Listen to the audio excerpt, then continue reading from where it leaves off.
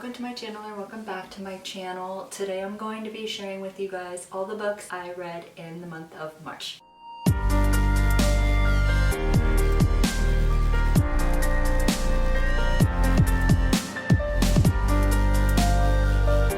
In the month of March, I read 8 books. I read 2 male authors and 7 female authors. One was a duo write. I read 2,539 pages for an average of about 82 pages read per day. I had no 5-star reads. That's the first time that's ever happened. I had 6 4-star reads, 1 3.5-star read, and 1 3-star read. So the first book I read in March is No Exit by Taylor Adams. I started this book in February and finished it in March. And I will say this book was good. I gave it 4 stars. And after finishing it, I immediately watched the movie on Hulu. And normally I don't care for the changes that they make in movies that are based off of a book. But I loved the changes that they made in the movie. I thought that it made the suspense of the movie better. Not that I didn't like the book, I did enjoy the book, but the changes in the movie were actually good. So I can't pick which one I like more, the book or the movie, but I gave the book 4 stars. Next, I read The Night Shift by Alex Finlay. I was really excited for this book. I pre-ordered it. I read Every Last Fear last year and absolutely loved it. It was one of my favorites in 2021. This book was good. It was not as good as I was expecting. I gave it 4 stars. I did enjoy the suspense in this book. However, I didn't care for the writing as much as Every Last Fear. I felt the writing was like really different. Like if you didn't tell me that this book and Every Last Fear were written by the same author, I probably wouldn't have known. But I did like that this book had dialogue, or what's it called?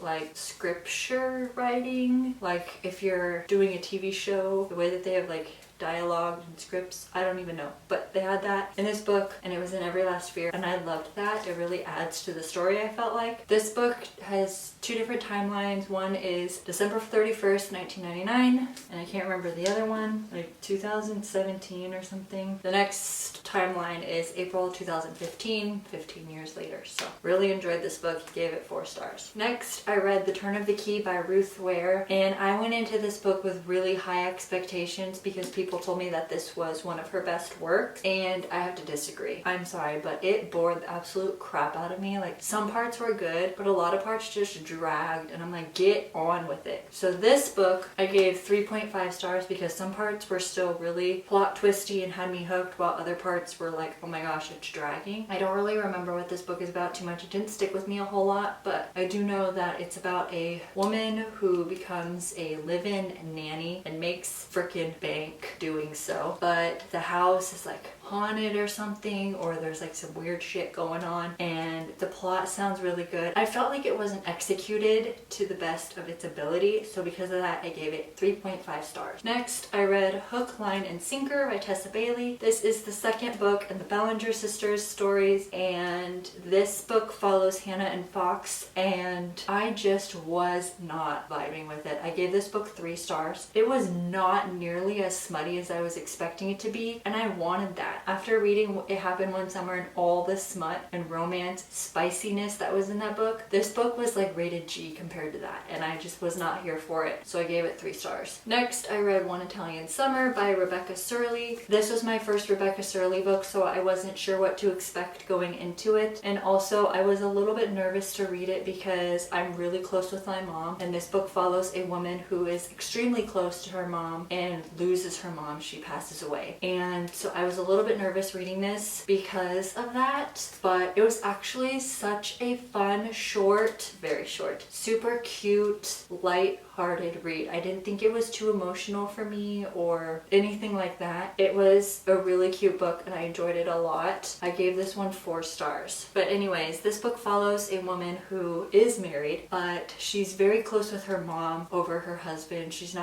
falling out of love with her husband, and her mom ends up being diagnosed with cancer, and they had booked one last trip to this place that her mom absolutely loved in Italy, and her mom ends up dying right before they're supposed to go. So Katie decides to go by herself. She wants to clear her mind, figure out if she's going to divorce her husband or if they can make it work, and to do that she decides to take this trip by herself, really find herself now that her mom is gone. And so while Katie is on this trip, she runs into a younger version of her mom, like in the flesh. but like a super young version of her mom, where the Carol is Katie's mom, and the Carol that Katie meets is the Carol that was Katie's mom when Katie was only a couple months old. So in this time zone of her mom, she has a newborn daughter, which is Katie, but in Katie's time zone, Katie's an adult and she's hanging out with the young version of her mom. And I thought the premise was so cool. I've never heard of anything like that or read anything like that. So I really enjoyed this book a lot. Super cute. Definitely plan on rereading this for like a light read after something like very gut-wrenching, or if I have a book hangover. Definitely going to be rereading this down the line. Next, I read The Golden Couple by Greer Hendricks and Sarah Pekkanen. This book was so fun. I was expecting to not like it because I've heard that it's not their best work, and a lot of people that I follow on Goodreads and YouTube were DNFing it. So I'm not gonna lie, I went into this not expecting to love it or to even finish it, and I finished it and I gave it 4 stars. I thought it was fun.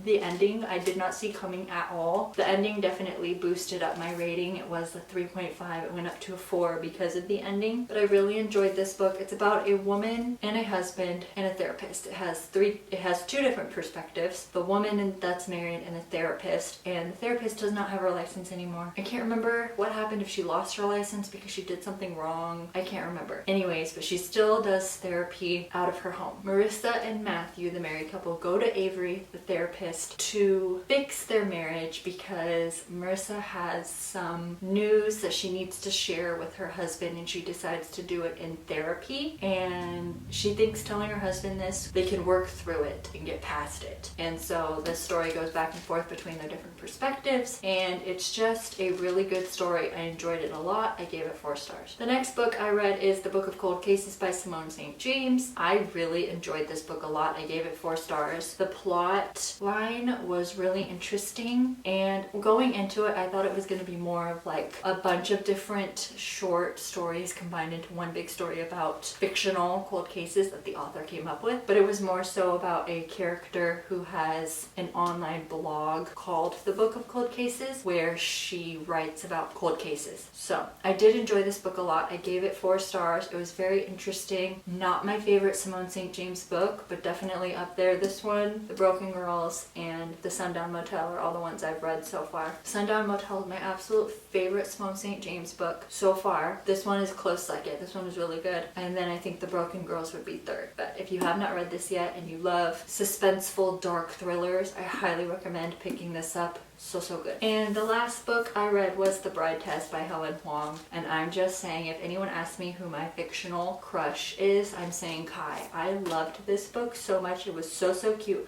Not as good as The Kiss Quotient, but still very cute. I enjoyed it a lot, and I love this author because having autism herself, she writes a lot about people with autism, and I just love to see it. I feel like people associate autism with Down syndrome when that's not even the same thing at all. So I love reading books about people with autism because I feel like you don't read a lot about. I feel like a lot of characters in books are just like regular people with like no issues. I love that she writes about autism, and I just loved Kai. I thought he was great. I love the storyline. Really cute. Basically, it's about a woman who goes to Vietnam and sees this most beautiful girl ever. She is pretty poor. She had a child out of wedlock, and I guess in Vietnam that's like looked down on because she was really young. She was not married. Anyways, this woman seeks her out and says, "You would be perfect for my son. I'm gonna fly you to California." So she tells her son, "I met a very beautiful girl in Vietnam. I'm flying her out to California. She's gonna stay with you and you guys are gonna get married." And her son Kai is like, I'm not interested in that. This is like a mail order bride. I'm not into that. Anyway, she comes and Kai just adores her. Thinks she's so beautiful, thinks she's really sweet. Esme is just trying to figure life out. She doesn't really speak English all that well, and she loves Kai, and Kai loves her, but Kai won't say it back because it's part of his autism, and it's just a really good book. I really enjoyed it. I cannot wait to read the third one next month. So those are all the books I read in March. I also want to make a note that I'm currently reading Winter Garden by Kristen Hanna. Life's just gotten super crazy the last couple of days, so I have not finished it, so it'll be the first book I finish in April. But I just wanted to make a note of that because I remember mentioning in my March TBR that it wasn't going to follow me into April, and technically it's not because I started it in March.